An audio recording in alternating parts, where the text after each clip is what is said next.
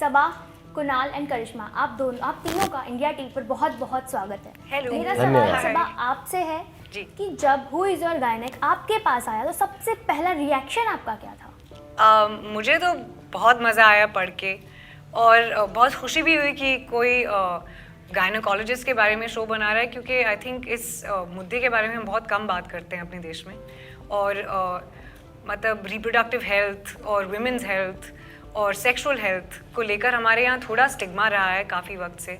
तो I think जितना हम इसके बारे में बात करें उतना वो नॉर्मलाइज होगा। तो मुझे तो बहुत खुशी हुई थी ये पढ़ के। कुणाल एंड करिश्मा, मेरा सवाल आप दोनों से है कि अपने किरदार के बारे में आप कुछ बताएं कि आप क्या प्ले कर रहे हैं।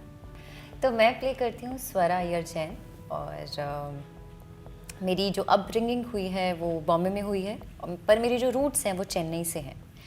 मेरे ग्रैंड पेरेंट्स ने मुझे बड़ा किया है और मैं एक एडवर्टाइजिंग एजेंसी में एक काफ़ी हेड ऑफ सेल्स डिपार्टमेंट में मैं काम करती हूँ, काफ़ी हाई पोजीशन पर हूँ।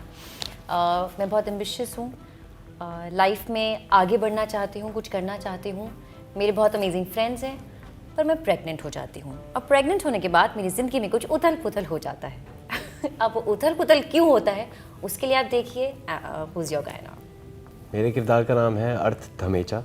बॉम्बे का रहने वाला लड़का है, गुजराती है और अच्छी खासी पढ़ाई की हुई है लाइफ में। बच्चों का डॉक्टर है, पीडियाट्रिशियन है, बच्चों को संभालना अच्छा आता है। तो he is full of life. और जो मैंने किया है शो में, मैंने पूरी ऑनेस्टी से करने की कोशिश की है। बाकी आप देखिए शो पे। सबा, आपने किस तरह से प्रिपरेशन की, क्योंकि बहुत हार्ड होता है इस तरह का रोल निभाना। तो सच बोलूँ तो मतलब कैरेक्टर बहुत ही लाइट हार्टेड और मज़े का था। तो ऐसे तो नहीं कहूँगी कि हार्ड रोल था, पर आई थिंक जो बेसिक मेडिकल टर्म्स होते हैं, टर्मिनोलॉजी होती है, गायनोकोलॉजिस्ट के जो बेसिक टर्म्स और टर्मिनोलॉजी होती है, उनके प्रोसेसेस होते हैं, प्रोसीजर्स होते हैं, उसके बारे में ऑफ कोर्स पढ़ना पड़ा और काफ़ी वीडियोस देखे। और हाँ, पर मतलब बहुत मज़ा आया, क्योंकि काफ़ी कुछ तो पहले से ही जानते, क्योंकि हम गायनोकोलॉजिस्ट के पास जाते हैं, पर काफ़ी कुछ नहीं पता था। तो हाँ, थोड़ी बहुत पढ़ाई करी हमने। कुणाल एंड करिश्मा, आपको इस सीरीज़ करने के लिए ऐसी कौन सी बात थी, जैसे सबा ने बताया, वैसे आप लोगों को ऐसी कौन सी बात थी जो मोटिवेट की, नहीं मुझे करना ही है? सबसे पहले तो हमारे आम जीवन से जितनी भी जुड़ी कहानियाँ हैं जो हम रोज़ जीते हैं, उन चीज़ों को लेके टीवीएफ बड़ी सारी स्टोरीज़ बनाता है और उनके राइटर्स को मैं काफ़ी अप्रिशिएट करता हूँ। वो मतलब उन स्टोरीज़ को लेके अपनी ऑफिस में जैम वगैरह भी करते हैं। तो जब कुछ टीवीएफ से निकलता है तो मैं सुनते हुए ही बड़ा एक्साइटेड हो जाता हूँ। तो जब इवेंचुअली मुझे पता चला कि ये गायनोकोलॉजी के ऊपर है और भारत में इतनी अवेयरनेस है नहीं, हम अभी भी आगे बढ़ रहे हैं, पर वो प्रोग्रेशन स्लो है और जिस स्पीड से दुनिया आगे बढ़ रही है, I think we should catch up. और मैं क्यों ही ना इस शो का हिस्सा बनता। तो ये मेरे लिए सबसे बड़ा रीज़न था। करिश्मा, मैं कुणाल की बात को बस थोड़ा सा एक्सटेंड करूँगी और कुछ आई थिंक जितने भी एपिसोड्स आप इस शो में देखोगे वो सारे बहुत रिलेटेबल हैं। वो सारी चीज़ें हमारी लाइफ में एज फीमेल्स हम फेस करते हैं। एंड आई एम श्योर कि जिस तरीके से हमने उसको दिखाया है और जिस तरीके से उन चीज़ों के सल्यूशंस दिए हैं, ह्यूमरसली, लाइटली, एकदम प्यार से, आई होप वो जनता को मोटिवेट करे कि हम अपने गायनैक से मिलने में घबराएं नहीं, डरे नहीं, या अपनी हेल्थ पे हम फोकस ना करके हमें लगे कि हम उनसे कैसे मिलें। सो आई थिंक ये शो सिर्फ फीमेल्स को ही नहीं, उनके पार्टनर्स को, उनकी फैमिली को, ये सबको साथ में मिलकर देखना चाहिए और ये सब चीज़ें बिल्कुल नॉर्मलाइज करनी चाहिए। जैसे हम अपने कार्डियोलॉजिस्ट से मिलते हैं वैसे हमें अपने गायनोकोलॉजिस्ट से भी मिलना चाहिए। सबा, हमने ट्रेलर में देखा, आपने कहा कि सेक्स को सेक्स कहिए, क्या प्रॉब्लम है? तो आप किस तरह से देखते हो कि आज लोग, जैसे कि इन्होंने कहा, आज लोग शर्माते हैं, जाते हैं तो बोल नहीं पाते हैं कि किस तरह से हम बात करें, तो आप उसे किस तरह से देखते हो? यही देखती हूँ कि आई थिंक जो स्टिग्मा है सेक्स को लेके और सेक्स के बारे में बात करने में, हमें हमारे देश की जो जनसंख्या है सबसे ज़्यादा है, मतलब इतनी ज़्यादा है। तो हमें तो सबसे कम संकोच होना चाहिए सेक्स के बारे में बात करने में, क्योंकि ये ज़रूरी बातें हैं और उनको नॉर्मलाइज करना बहुत ज़रूरी है। तो हाँ, अभी संकोच है क्योंकि शायद कल्चरली हमें सिखाया गया कि हम ऐसी चीज़ों के बारे में बात नहीं करते, पर ये ऐसी चीज़ नहीं है, क्योंकि ये बहुत इंपॉर्टेंट है। यहाँ से ह्यूमन लाइफ बॉर्न होती है। फीमेल रिप्रोडक्टिव सिस्टम के बारे में जानना बहुत ज़रूरी है, क्योंकि मतलब हम वो है तब हम हैं। इसलिए आई थिंक ये ज़रूरी है कि हम देखें और सेक्स को सेक्स बुलाएं, क्योंकि ये अश्लील बात नहीं है। हम सब सेक्स के कारण ही यहाँ पे हैं, पैदा हुए हैं। तो इसके बारे में संकोच करना और मतलब ऐसे लगना कि हम कुछ अश्लील कह रहे हैं, ये गलत है, क्योंकि वो अश्लील नहीं है। कुणाल, आप क्या कहना चाहेंगे? वो जब बचपन में मतलब बायोलॉजी जब टॉपिक उठता है और ह्यूमन एनाटॉमी के ऊपर जब बात चालू हो जाती है, तो मैं खुद अपने एक्सपीरियंस से और अभी तक जितना मैंने देखा है, आजकल भी लोग मतलब बच्चे जो है, लड़का लड़की दोनों, की करके क्लास में हंसने लगते हैं। हमें ना उससे ऊपर उठना है ताकि वो चीज़ हट जाए, एक बार वो होके हंसना वसना जो है वो निकल जाए, उसके बाद एक्चुअली उसकी पढ़ाई हो। और अगर किसी के साथ कहीं भी कोई भी इशू हो तो उन्हें पता है कि there is a doctor for it, और उसके लिए इलाज हुआ नहीं लिया जा सकता है या उस पर वर्क किया जा सकता है।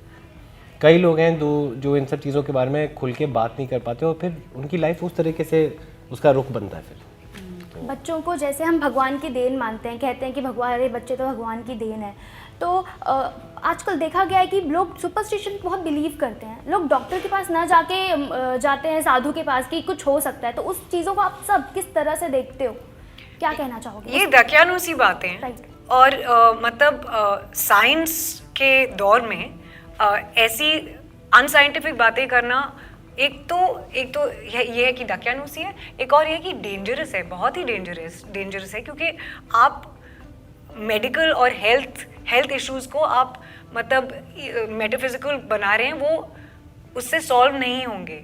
और अगर कोई हेल्थ प्रॉब्लम है, कुछ सीरियस हेल्थ प्रॉब्लम भी हो सकती है, तो आपको डॉक्टर के पास जाना चाहिए।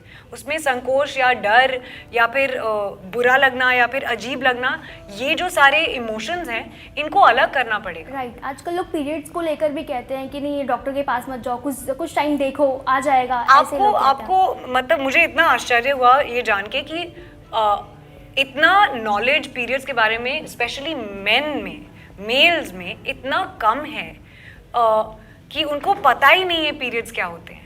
मतलब फर्टिलिटी के कारण ही इंसान पैदा होता है, तो पर नॉलेज इतनी हमारी कम है, तो ये कुछ भी डरने की बात नहीं है और कुछ भी छुपाने की बात नहीं है, ये गंदी बात नहीं है। ये सारी चीज़ों के बारे में बात करना बहुत ही ज़रूरी है। कुणाल, आप क्या कहना चाहेंगे? जैसे इन्होंने कहा मेंस को बहुत ही कम नॉलेज है, तो आप अपना नॉलेज शेयर कीजिए। मेरे आसपास के लोगों से जब मेरी बात होती है, जितने भी फीमेल फ्रेंड्स हैं, वो तो खुल ओपनली बताते हैं इन सब चीज़ों के बारे में, क्योंकि उनका एक्सपोजर वैसा रहा है। पर हमारी जो जनता है वो काफ़ी है, और टीयर 2 टीयर 3 सिटीज़ में भी बहुत लोग हैं जहाँ अवेयरनेस की बहुत ज़रूरत है।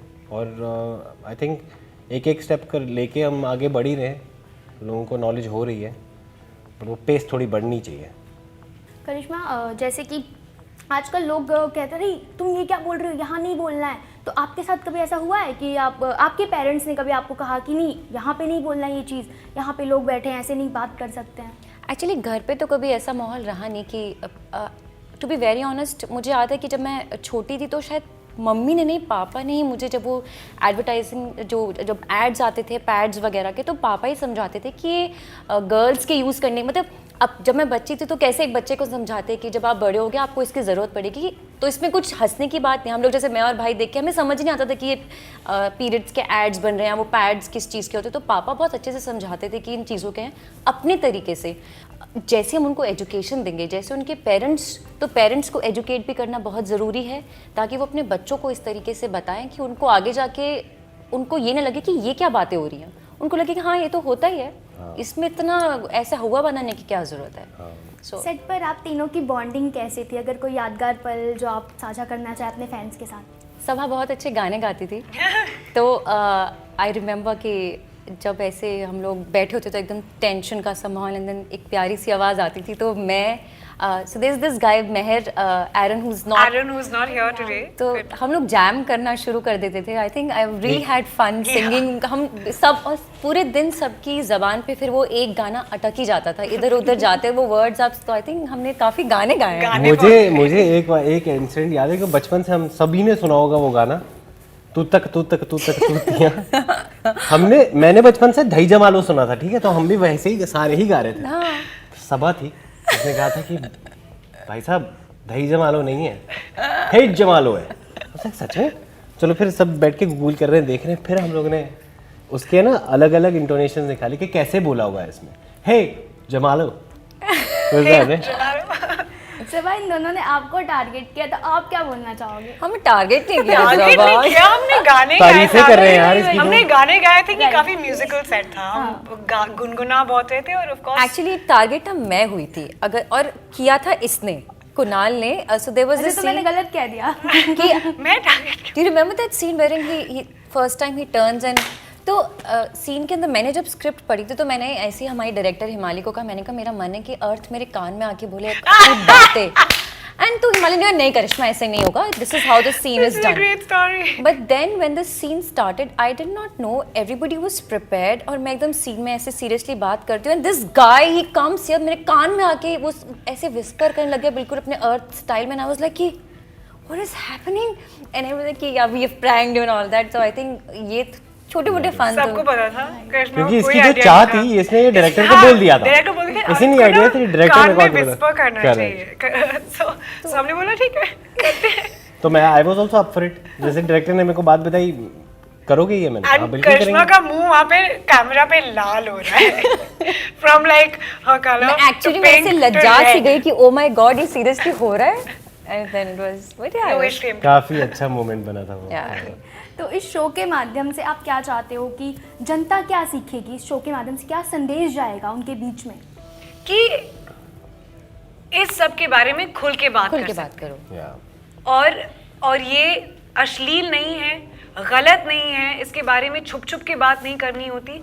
खुल के बात करेंगे तो इसके वुमेन्स हेल्थ के इश्यूज और रिप्रोडक्टिव हेल्थ के इश्यूज सामने आएंगे और वो इम्प्रूव हो सकेंगे. अगर हम उसके बारे में बात नहीं करेंगे तो हम आगे कैसे बढ़ेंगे? और ये कि ये गंदा है, ये मानसिकता दिमाग से निकाल दें. ओके, तो एक छोटा सा रैपिड फायर कर लेते हैं. जी जी. मैं 4 ऑप्शंस भी दूंगी आपको. Okay okay. तो पहला क्वेश्चन मेरा है, पहली बार इंटरनेशनल वुमेन्स डे कहाँ सेलिब्रेट किया गया था? पहला option New York, second India, third चीन, fourth Israel. New York. New York 1909 New York. Okay, आप दोनों. Okay, second question. I hope कि आप is that the right answer? तो yes, New York is right. Perfect. Second question, I hope आप दोनों दे पाएं. हर वर्ष अंतर्राष्ट्रीय महिला दिवस कब मनाया जाता है? Women's day 5th. Okay. Okay, 8 जनवरी, 8 अप्रैल, 8 मार्च, 8 मई. 8 मार्च. 8 मार्च. आप भी तो कुछ बोलिए. हाँ 8 मार्च. बोला 8 मार्च उसने. I did say. He said 8 March. Okay, यदि आपका जीवन एक कहानी होता तो उसका टाइटल क्या होता? इसमें ऑप्शन नहीं है. इसमें ऑप्शन नहीं है. ऑप्शन नहीं है. ऐसे मत करो यार. इसमें ऑप्शन नहीं. आप बताओ इसका टाइटल क्या होता? You start. अगर मेरी कहानी, okay, not really thought about it. I think I don't know.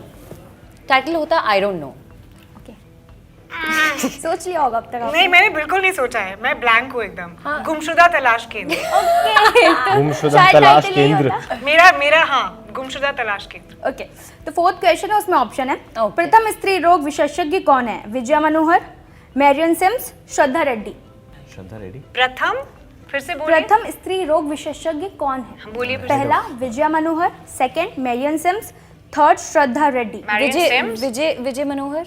No, you are Marion wrong. Sims? Yes, Marion right. Marion okay, Sims. Yeah right. Thank you so much. बहुत अच्छा लगा आप लोगों से बात करते. आशा है कि आपकी सीरीज मिनी टीवी पर बहुत धूम मचाएगी. थैंक यू सो मच हमसे जुड़ने के लिए. Thank you. Thank you so much. धन्यवाद.